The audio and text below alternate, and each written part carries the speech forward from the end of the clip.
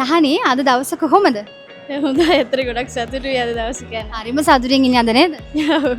මොකද්ද ඩිග්‍රී කාගේ? Agricultural technology. ඇයි ඒක තෝරගත්තේ කියලා මං අහුවා.